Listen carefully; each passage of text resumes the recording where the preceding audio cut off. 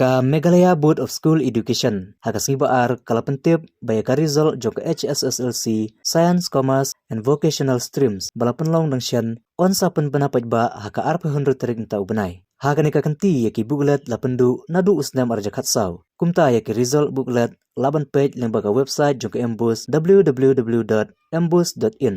On ta asatiay ka result ako office jong ka embus kabadon hatura pada Shillong. Katkum ka kerwo belapha the Controller of Examinations ka Meghalaya Board of School Education Tura TR lalu laong bay ka result laban page ru na ki website balai karteng www.megresults.nic.in www.meghalaya.shiksha but www.results.shiksha.